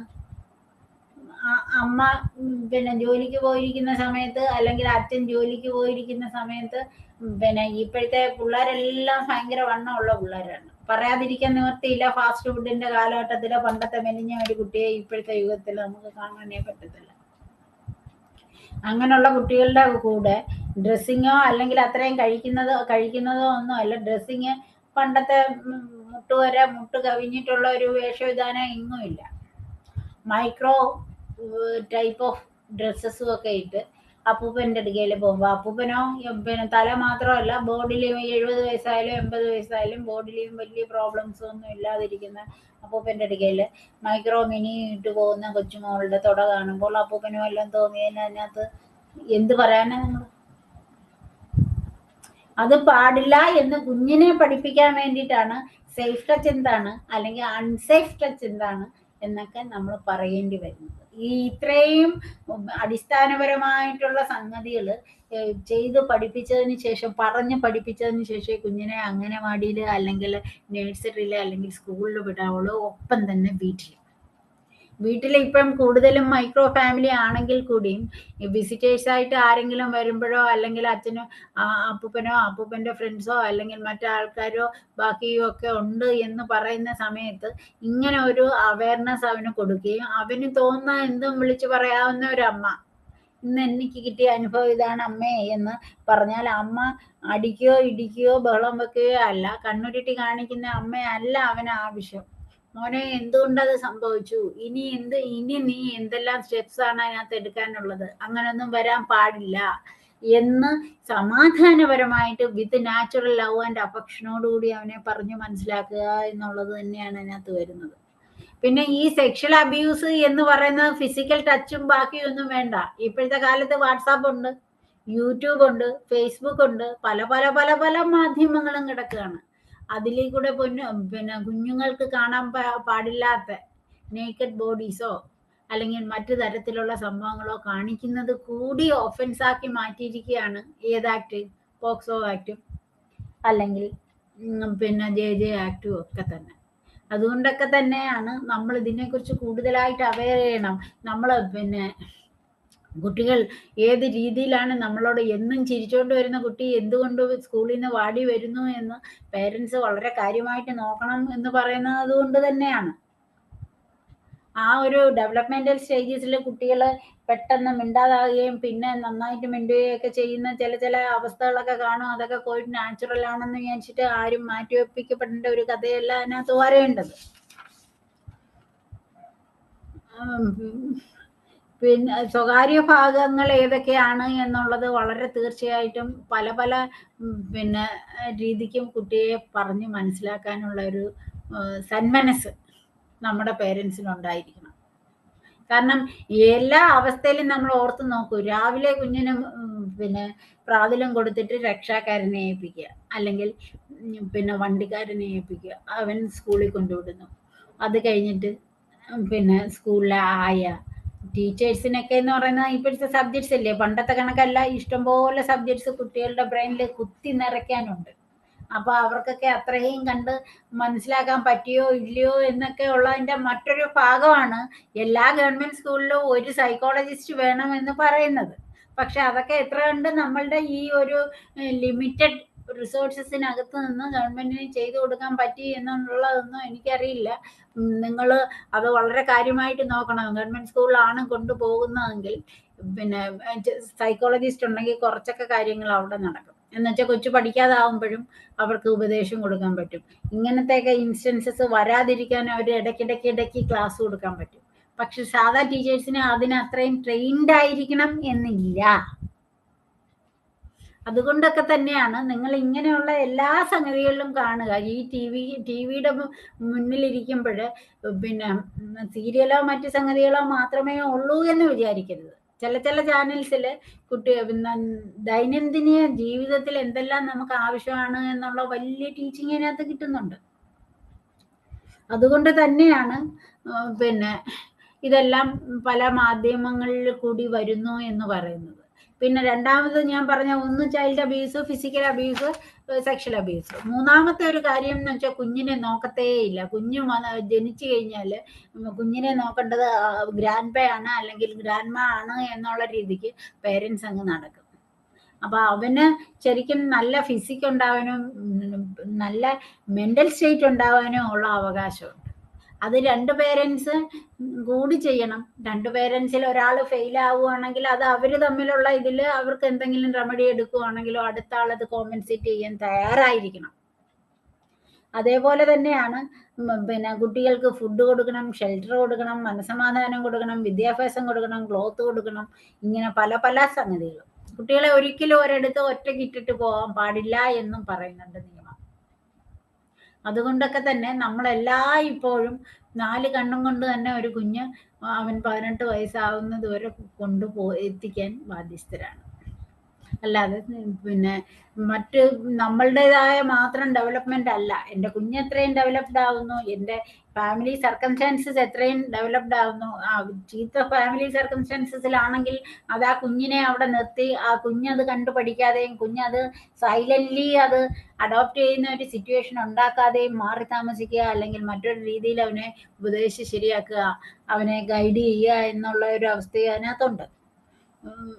പല രീതിക്കും കുഞ്ഞിനെ നമ്മൾ എങ്ങനെയാണ് ഒരു കുഞ്ഞിനെ നോക്കുന്നത് അതേപോലെ കുഞ്ഞിരിക്കൂ എന്നൊക്കെ പറയുന്നത് അതുകൊണ്ടാണ്. നല്ല ഡെവലപ്മെന്റൽ പിന്നെ അറ്റ്മോസ്ഫിയർ കൊടുക്കുക എന്ന് ചോദിച്ചാൽ ഇപ്പം നിങ്ങൾ ചോദിക്കും പിന്നെ KR നാരായണൻ ആര് കൊടുത്തിട്ട് അയാൾ പ്രസിഡന്റ് ആയെന്ന്.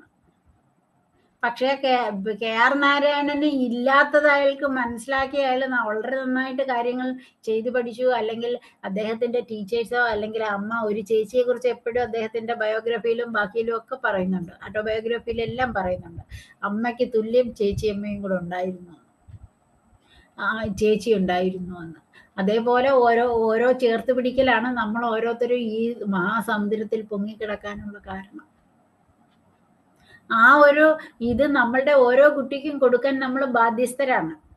അത് ആർട്ടിക്കിൾ 21-ലായാലും 14-ലായാലും ഏതെല്ലാം ആക്ട് അതിനകത്ത് വരുന്നോ അതിനകത്തെല്ലാം നിർത്തിക്കൊണ്ട് ആ കുട്ടിയൊന്ന് ഉയർന്നു വരിക എന്നുള്ള അതാണ് ഈ ഉൾച്ചേർന്ന വിദ്യാഭ്യാസവും ബാക്കിയൊക്കെ വന്നത്. എന്താണ് ഇപ്പം ഞാൻ ചോദിക്കട്ടെ, ഞാൻ ഈ പറയുന്ന സേഫ് ടച്ചോ അൺസേഫ് ടച്ചോ കാണാം വയ്യാത്ത കുട്ടികളിൽ പറ്റുമോ? ഉൾച്ചേർന്ന വിദ്യാഭ്യാസത്തിൽ പേഴ്സൺസ് വിത്ത് ഡിസബിലിറ്റിയിലുള്ള ഒരു കുഞ്ഞ് ഓട്ടിസം അല്ലെങ്കിൽ അങ്ങനെയുള്ള കുട്ടികൾക്ക് അത് എടുത്തു വെക്കാൻ പറ്റുമോ? ഇല്ല.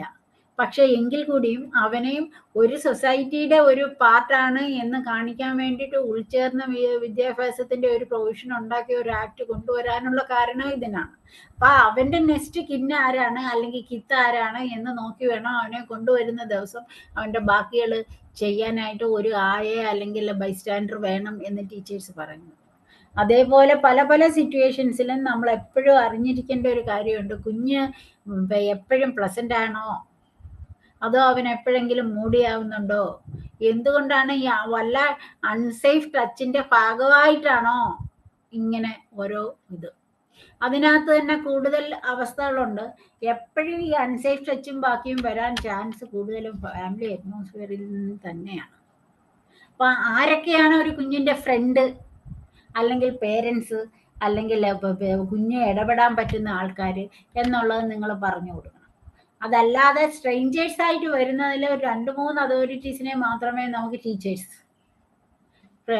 സ്കൂളിലെ പ്രഥമ അധ്യാപിക അല്ലെങ്കിൽ അധ്യാപകൻ, പോലീസ് ഓഫീസർ, ട്രാഫിക് പോലീസ്, ഇങ്ങനെയുള്ള സിറ്റുവേഷനിൽ എന്തെങ്കിലും ഹെൽപ്പ് വേണമെങ്കിൽ അവരുടെ എടുക്കുന്നതിൽ ബുദ്ധിമുട്ടില്ല എന്നും കൂടി നമ്മൾ പറഞ്ഞു വെക്കാൻ ബാധ്യസ്ഥരാണ്.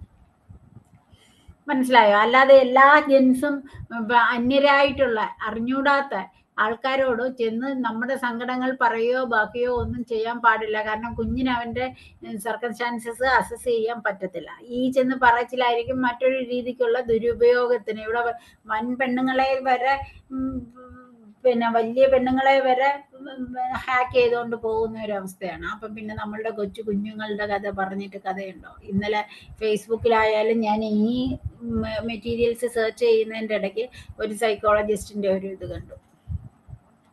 അത് ഇവിടുത്തെ സബ്ജക്റ്റ് അതല്ലാത്തത് കൊണ്ട് ഞാനത് പറയുന്നില്ല. അത് ലീവ് ഔട്ട് ഫോർ ദാറ്റ്. അതേപോലത്തെ പല പല സിറ്റുവേഷനിലും ഈ കുഞ്ഞ് എങ്ങനെയാണ് നേരാവണ്ണം വളർന്നു വരുന്നതെന്ന് സേഫ് ടച്ച് തന്നെ ആയിരിക്കണം. അൺസേഫ് ടച്ചുള്ള സോൺ പ്രോഹിബിറ്റഡ് സോൺ ആണ്, പ്രോഹിബിറ്റഡ് പേഴ്സൺസ് ആണ് എന്ന് അവന് സിഗ്നൽ കൊടുത്ത് തന്നെ വളർത്തണം. അല്ല ഏതെങ്കിലും സർക്കംസ്റ്റാൻസസിൽ അവന് അൺസേഫ് ആയിട്ട് അൺകംഫർട്ടബിൾ ആയിട്ട് ഒരു ടച്ച് അല്ലെങ്കിൽ ബാഡ് എക്സ്പീരിയൻസ് ഇൻ ലൈഫ് കിട്ടിയിട്ടുണ്ടെങ്കിൽ മാൻ ഓഫ് പവർ എന്ന് വെച്ചാൽ അവന് വിശ്വസിക്കാവുന്ന അവന്റെ അമ്മയോടോ അച്ഛനോടോ പോലീസ് അതോറിറ്റീസിനോ ആരോടായാലും അവന് നേരെ ചെന്ന് പറഞ്ഞാൽ അത് അഡ്രസ്സ് ചെയ്യപ്പെടും എന്ന് പറയുന്ന ഒരാളോട് മൊത്തം പറയുവാനുള്ള ഒരു റൈറ്റ് അതും ഇൻഹറന്റ് ആണ്. അതും സ്വാഭാവികമായിട്ട് അവനിൽ തന്നെയുള്ള ഒരു റൈറ്റ് ആണ്. അപ്പൊ ഇതൊക്കെ തന്നെയാണ് അൺസേഫ് ടച്ചിന്റെയും സേഫ് ടച്ചും തമ്മിലുള്ള ഒരു വ്യത്യാസം. അൺസേഫ് ടച്ച് ആണെങ്കിൽ നമ്മൾ അൺകംഫർട്ടബിൾ ആയിരിക്കും, നമ്മുടെ കുട്ടിക്ക് അത് സുഖമായിട്ട് തോന്നത്തില്ല, അൺകംഫർട്ടബിൾ ആയിരിക്കും. അതിൻ്റെ എൻഡ് റിസൾട്ട് എന്ന് പറയുന്നത് ആങ്സൈറ്റി ആയിരിക്കും, ക്രൈയിങ് ആയിരിക്കും, പറഞ്ഞാൽ അനുസരണയില്ലായ്മയായിരിക്കും, അങ്ങനെ പല പല പല ബാഡ് ഇഫക്ട്സും ആയിരിക്കും.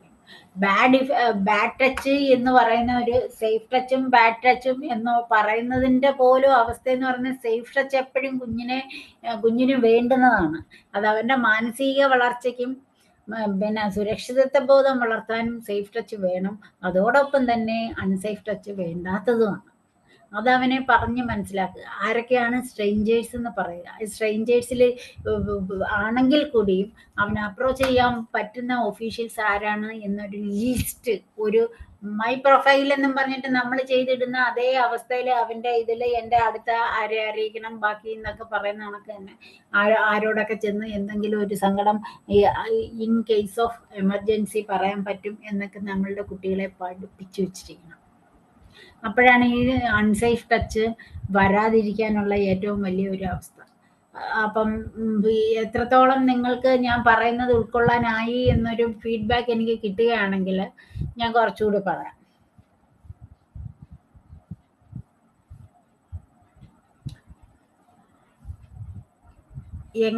എത്രത്തോളം ഇത് മനസ്സിലായോ, അതോ ഞങ്ങൾ ഇനിയും കൂടുതൽ എക്സ്പ്ലെയിൻ ചെയ്ത് പഠിപ്പിക്കേണ്ടതുണ്ടോ എന്ന് ആരെങ്കിലും ഒരു ഫീഡ്ബാക്ക് തരും.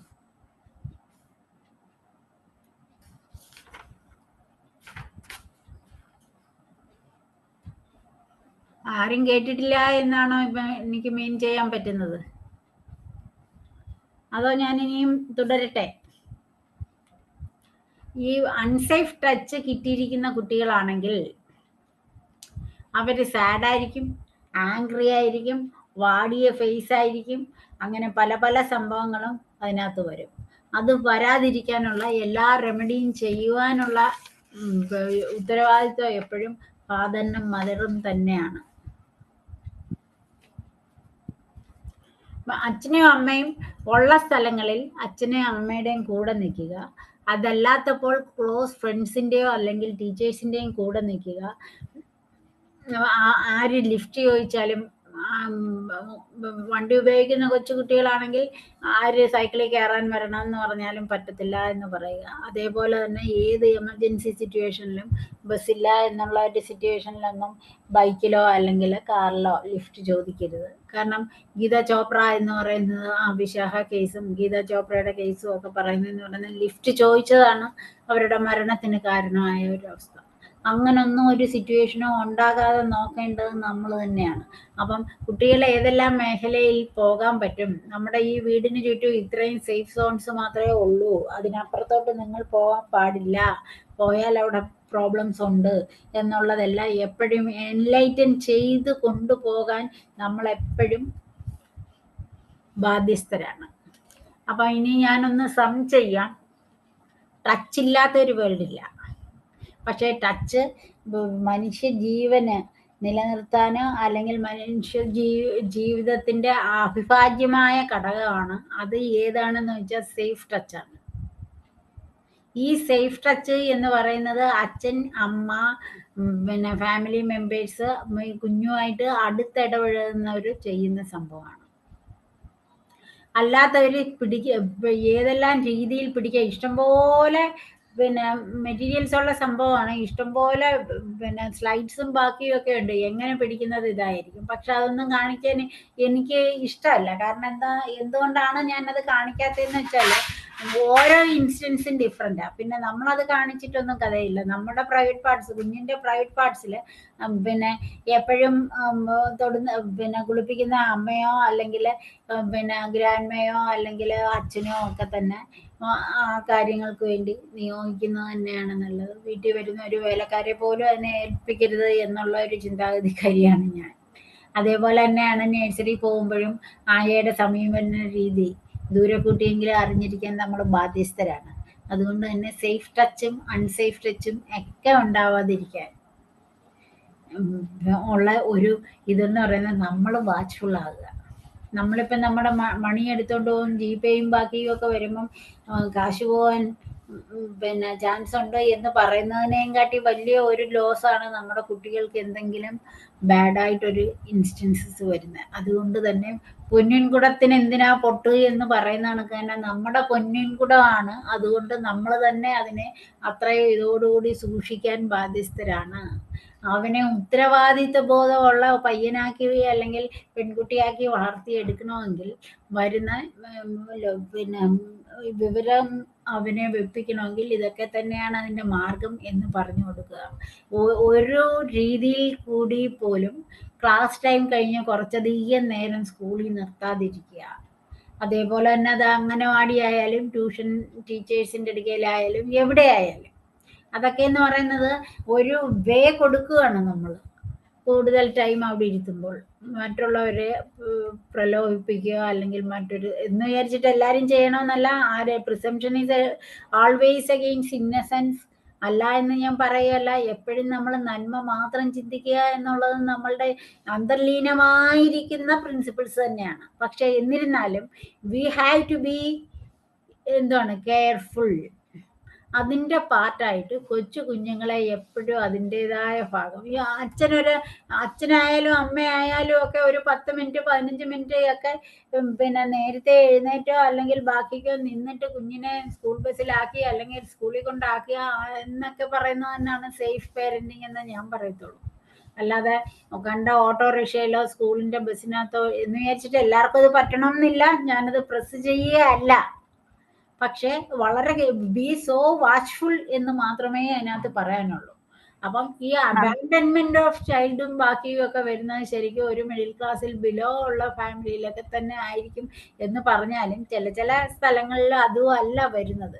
അബാൻഡൻമെന്റ് എന്ന് പറയുന്ന കുഞ്ഞിന് ശരിയാവണ്ണം ഭക്ഷണം കൊടുക്കത്തില്ല, ക്ലോത്തിങ് കൊടുക്കത്തില്ല, മെൻ്റൽ സപ്പോർട്ട് കൊടുക്കത്തില്ല, അങ്ങനെയൊക്കെ ഉള്ളതാണ്. അതൊക്കെ വളരെ റെയർ കേസസ് ആണ് എന്ന് പറഞ്ഞാലും റെയർ ആണോ എന്ന് ചോദിച്ചു കഴിഞ്ഞാൽ നമ്മുടെ മാധ്യമങ്ങളുടെ വളർച്ചയോടൊപ്പം റിപ്പോർട്ടഡ് കേസസ് ഇഷ്ടംപോലെ കൂടുകയാണ്.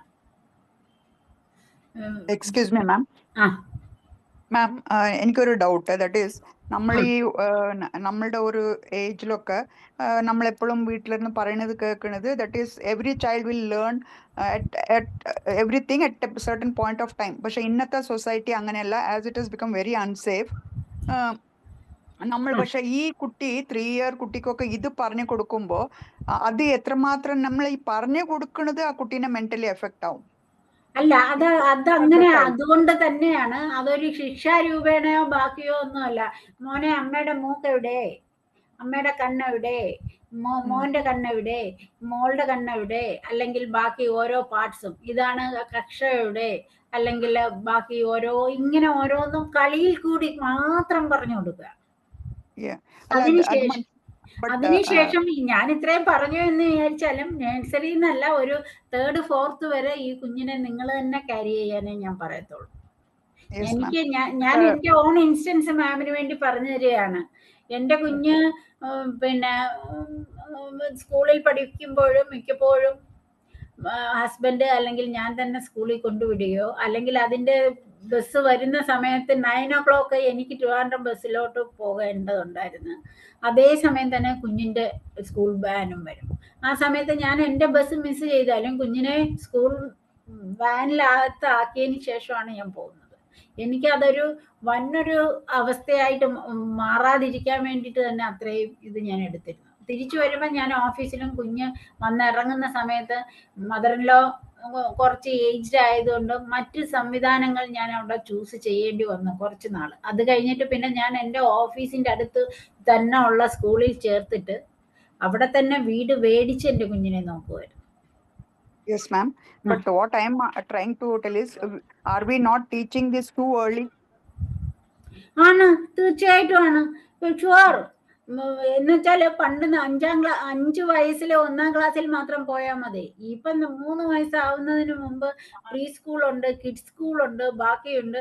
അങ്ങനെ പോകുന്ന ഒരു സിസ്റ്റം ശരിയല്ല എന്നുള്ളത് സത്യം തന്നെയാണ്. പക്ഷേ ഇപ്പോഴത്തെ മാറി വരുന്ന സർക്കംസ്റ്റാൻസസിൽ പിന്നെ എല്ലാവരും IT പ്രൊഫഷണൽസും പല പല ഷിഫ്റ്റ് ആയിട്ട് വർക്ക് ചെയ്യുമ്പോൾ കുട്ടിയെ അവിടെ നോക്കാൻ വേറൊരാളില്ല. ആ ഒരു സിറ്റുവേഷനിലാണ് ഈ കൂൺ പോലെ മഷ്റൂം ഗ്രോത്ത് ആയിട്ട് ഈ കിഡ്സ് സ്കൂളും പ്ലേ സ്കൂളും ബാക്കികളും ഒക്കെ വന്നത്. ഇതെല്ലാം സ്കൂളിലാക്കാം. എനിക്ക് 2-3 ഇൻസ്റ്റൻസസ് ഉണ്ട്. +2 വരെ പോലും കുട്ടികളെ സ്കൂളിൽ വിടാതെ സ്വന്തം വീട്ടിലിരുത്തി അമ്മ നന്നായിട്ട് ഗൈഡ് ചെയ്ത് വളരെ മാർക്കോടുകൂടി വരുന്ന കുട്ടികളെ എനിക്കറിയാം. സ്കൂൾ അറ്റ്മോസ്ഫിയറേ ഇല്ല അവർക്ക്. only thing I am having doubt is, ഇത് കുട്ടികൾക്ക് ഇത്രയും നേരത്തെ ഈ പഠിക്കുമ്പോൾ അത് will that affect them negatively also, because they'll try to experiment അല്ലേ? അങ്ങനെ നമ്മള് അല്ല, അങ്ങനെ ഒരു അവസ്ഥ ഇല്ല അമ്മേ. കാരണം എന്താ വെച്ചാൽ എക്സ്പെരിമെന്റിന്റെ അവസ്ഥയിലോട്ട് കൊണ്ടുപോകാതെ നമുക്ക് സ്നേഹത്തോടുകൂടി ചെയ്യാൻ പറ്റും. ഞാൻ അത് തന്നെയാണ് എക്സാമ്പിൾ പറഞ്ഞത്. നമ്മളെ കുഞ്ഞൊരു 1 മാസം ഒരു വയസ്സാവും തോറും തന്നെ നമ്മള് കണ്ണ്, മൂക്ക്, വായ, ചെവി എല്ലാം പറഞ്ഞു കൊടുക്കുന്നില്ലേ? ഇല്ലേ? വളരെ ജെന്റിലായിട്ടല്ലേ നമ്മൾ പറഞ്ഞു കൊടുക്കുന്നത്. അത് ആ കുട്ടിക്കൊരു മറ്റൊരു പ്രോബ്ലം വരാതിരിക്കുന്ന ഒരു രീതി തന്നെയല്ലേ ഇപ്പൊ പഴയ അമ്മാമ്മ തൊട്ട് ഇപ്പോഴത്തെ അമ്മാമ്മയായാലും കൈകാര്യം ചെയ്യുന്നത്. ഇന്നത്തെ കുട്ടികൾ ഹൈപ്പർ ആക്റ്റീവ് ആണ്. ഹൈപ്പർ ആക്റ്റീവ് ആവാനുള്ള കാരണം എന്ന് പറയുന്നത് സമാധാനം ലോകത്തില്ല എന്നുള്ളത് കൊണ്ട് തന്നെയാണ്. ഇപ്പോഴും റിയാലിറ്റീസ് ഓഫ് ലൈഫ് ഡിഫറെന്റ് ആണ് മാം. ബട്ട് സ്റ്റിൽ നമ്മൾ ഈ I belong to a different generation. അപ്പൊ അങ്ങനെ വരുമ്പോൾ ഇന്നത്തെ കുട്ടികൾ ഇത്രയും നേരത്തെ ഈ പഠിപ്പിക്കുമ്പോൾ we are seeing amongst young children also unwanted activities. So ഈ നമ്മൾ ഈ പറഞ്ഞു കൊടുക്കുന്നതായിരിക്കോ അതിന്റെ കാരണം? അതിനകത്ത് വരുന്ന ഒരു അവസ്ഥ എന്ന് പറയുന്നത്, നമ്മളിപ്പം വാട്സാപ്പ് ആയാലും യൂട്യൂബ് ആയാലും മറ്റ് സംഗതികളായാലും എല്ലാം പേരൻസിന് ലോക്ക് ചെയ്യാൻ പറ്റുന്ന സംഭവമുണ്ട്. കാണേണ്ടാത്തത് കാണാതിരിക്കാൻ വേണ്ടിയിട്ട്. അതേപോലെ തന്നെയാണ് ഈ കുട്ടികൾക്ക് ഈ പിന്നെ TV എപ്പോഴും വെച്ചു കൊടുക്കുക എന്ന് പറയുന്ന ഒരു സിറ്റുവേഷനിലോട്ടൊക്കെ പോകുമ്പോഴും മറ്റൊരു സർക്കംസ്റ്റാൻസസിലും ആണ് മാം അത്രയും ഒരു അവസ്ഥയിലോട്ട് പോകുന്നത്. ആ ഒരു സിറ്റുവേഷൻ ഇല്ലാതെ നമുക്ക് പല പല സംഭവങ്ങളിലൂടെയും കുഞ്ഞിനെ കൊണ്ടുപോകാൻ പറ്റും. കാരണം ഞാൻ എൻ്റെ ഇൻസ്റ്റൻസ് അമ്മയോട് പറയുന്ന കാര്യത എന്ന് പറയുന്നത്, ഞാൻ മോളെയും കൊണ്ട് 3rd സ്റ്റാൻഡേർഡിൽ ഇവിടെ വരുമ്പോൾ ഞാൻ സെക്രട്ടേറിയറ്റിലെ നിയമവകുപ്പിലെ അണ്ടർ സെക്രട്ടറിയാണ്. ഞാൻ 3:30 കുഞ്ഞിനെ വിടുമ്പം ചായ കുടിക്കാൻ ഒരു 3 മിനിറ്റ്സ് ഉള്ള സമയത്ത് ഞാൻ ഓട്ടോ എടുത്ത് കുട്ടിയുടെ സ്കൂളിൽ വന്ന് ആ കുഞ്ഞിനെ വിളിച്ച് ട്യൂഷൻ ടീച്ചർ എന്ന് പറയുന്നത് എൻ്റെ വീടിൻ്റെ തൊട്ടടുത്ത വീടാണ്, അവിടെ ഏൽപ്പിച്ചിട്ട് അടുത്ത ഓട്ടോയിൽ തിരിച്ചു പോവുകയാണ്. 3-5 മിനിറ്റ്സിന്റെ വ്യത്യാസമേ ഉള്ളൂ എല്ലാം തമ്മിൽ. എന്നിട്ടും പലരും എന്നോട് ചോദിച്ചിരുന്നു, ആയ ഉണ്ടല്ലോ 100 രൂപയുടെ കഥയല്ലേ ഉള്ളൂ, ഇത്രയും ഓട്ടോയ്ക്ക് കാശ് കൊടുക്കണമെന്ന്. But I kept smiling. മനസ്സിലായി മാം. ഇപ്പൊ പേരൻസിന്റെ responsibility, but anyway it's more responsible. മറ്റൊരാൾക്ക് ഷിഫ്റ്റ് ചെയ്ത് കൊടുക്കരുത് എന്നാണ് ഞാൻ പറയുന്നത്. Understood ma'am. Yes, thank you ma'am. അത് അതേപോലെ ഓരോ സിറ്റുവേഷൻസ് നമ്മൾ ഡീൽ ചെയ്ത് കഴിഞ്ഞാൽ അങ്ങനെ ഒരു സിറ്റുവേഷൻ വരാതെ നമുക്ക് നോക്കാൻ പറ്റും. അത് പക്ഷെ ഒരു കാര്യമുണ്ട്, ഇപ്പോഴത്തെ ഉള്ളതിൽ വരുന്ന ഒരു അവസ്ഥ എന്ന് പറയുന്നത് ആരെങ്കിലും ഒരാൾ മാത്രം റെസ്പോൺസിബിൾ അല്ലെങ്കിൽ പകുതി പേര് അതിനോട് സഹകരിക്കത്തില്ല, അങ്ങനൊന്നും അല്ല. ഒരു കുഞ്ഞിനെ കൂട്ടായിട്ടാണ് ബ്രോട്ടപ്പ് ചെയ്യേണ്ടത്. ആ ഒരു സിറ്റുവേഷനിൽ അത്രയും ഹോംലി ആയിട്ട് ഒരു കുഞ്ഞ് വളർന്നു വരുവാണെങ്കിൽ അവനിൽ നിന്ന് ഏതെല്ലാം പോസിറ്റീവ് ഔട്ട്കം ഉണ്ട് എന്ന് നമ്മൾ കാണുന്നുണ്ട്. കാരണം നമ്മൾ വയ്യാതെ ഒരു റോഡിൽ കൂടെ നടന്നു, ചില കുഞ്ഞുങ്ങൾ ഓടി വന്ന് ആന്റിക്ക് ഹെൽപ്പ് വേണമെന്ന് ചോദിക്കുന്നില്ലേ? ഇല്ലേ? അത് കാണുന്നില്ലേ? പലപ്പോഴും കാണാറുണ്ട്. അതൊക്കെ തന്നെയാണ് ഐഡിയൽ സിറ്റുവേഷൻ എന്ന് പറയുന്നത്. ആ രീതിക്ക് നമ്മൾ കൊണ്ടുവരാനുള്ള ഒരു ഇതിനകത്ത് വേണം എന്നുള്ളതാണ്. എനിക്ക് വളരെ കാര്യമായിട്ട് അറിയാം. ഞാൻ സിറ്റിയിൽ ജീവിക്കുന്നതാണ്, അൾട്രാ മോഡേൺ സിറ്റിയിൽ തന്നെ ജീവിക്കുന്ന ആളാണ്. ബട്ട് പല പല സെക്ഷൻസ്, ഏത് സെക്ഷൻ എന്നൊന്നും ഞാൻ പറയുന്നില്ല, ഏത് സെക്ഷനിലായാലും നമുക്കൊരു വാണ്ടുണ്ട്, ഒന്ന് സഹായിക്കുമെന്ന് ചോദിച്ചു കഴിഞ്ഞാൽ റോഡിൽ നിൽക്കുന്ന ആരും സഹായിക്കുന്ന ഒരു അവസ്ഥ നമ്മൾ വരുന്നുണ്ട്. പക്ഷേ കുട്ടികൾക്ക് അത് കൂടുതൽ പറഞ്ഞു കൊടുക്കരുത്. കാരണം പോലീസ് ഓഫീസേഴ്സോ അല്ലെങ്കിൽ ടീച്ചേഴ്സോ അങ്ങനെയുള്ളതേ പറയാവുള്ളൂ. കാരണം നമ്മൾ വയസ്സരായതുകൊണ്ട് നമുക്ക് ഹെൽപ്പ് വരുമ്പോൾ ആരുടെയും വാങ്ങാം. കാരണം നമുക്ക് ബാഡും ഗുഡും ഏതാന്ന് തിരിച്ചറിയാം. കുട്ടികൾ അങ്ങനെയല്ല. അത് ഇതല്ല, അത് തിരിച്ചു ഉപയോഗിച്ച് കൊണ്ടുവരുന്ന ആന്റിമാരും അങ്കിൾമാരും ഉണ്ട്. മറ്റേ എന്തുവാ നമ്മുടെ ഈ മയക്കുമരുന്നിലോട്ടും മറ്റേതിലോട്ടും ഒക്കെ കൊണ്ടുപോകുന്നതിന് ഏറ്റവും വലിയ മെസ്സഞ്ചേഴ്സ് ആണ് ഈ ആന്റിമാരും അങ്കിളുമാരും എന്നൊക്കെ ഉള്ളത്. കുട്ടികളെ പതുക്കെ പറഞ്ഞ് മനസ്സിലാക്കേണ്ടതുണ്ട്. അതും പ്രൈമറി റെസ്പോൺസിബിലിറ്റി അച്ഛൻ്റെയും അമ്മയുടെയും ഗ്രാൻഡ് പേരൻസിൻ്റെയും തന്നെയാണ്. പക്ഷെ നന്നായിട്ട് വളർന്ന് വരുന്ന ഒരു സിറ്റുവേഷനിൽ ഒരിക്കലും മറ്റൊരു അവസ്ഥ അവനിൽ നിന്നുണ്ടാവത്തില്ല, ആ കുട്ടിയിൽ നിന്നുണ്ടാവത്തില്ല എന്നുള്ളത് സത്യം തന്നെയാണ് മാം. അതിന് മറ്റൊരു കഥയില്ല. ഇനി വല്ല ഡൗട്ട്സും ഉണ്ടോ? ഇനി ഞാൻ കൂടുതൽ വല്ലതും പറയണോ എന്നുള്ളത് ആരെങ്കിലും ഒന്ന് പറഞ്ഞാൽ കൊള്ളാം. മൈൻഡപ്പ് ചെയ്യണോ അതോ കൂടുതൽ പറയണോ എന്നുള്ളത്.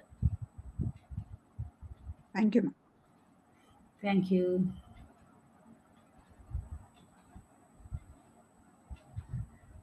ഫീഡ്ബാക്ക് ഇല്ലേ? ഞാൻ ഇനി കണ്ടിന്യൂ ചെയ്യണോ അതോ? വിംബിൾ അക്കാഡമി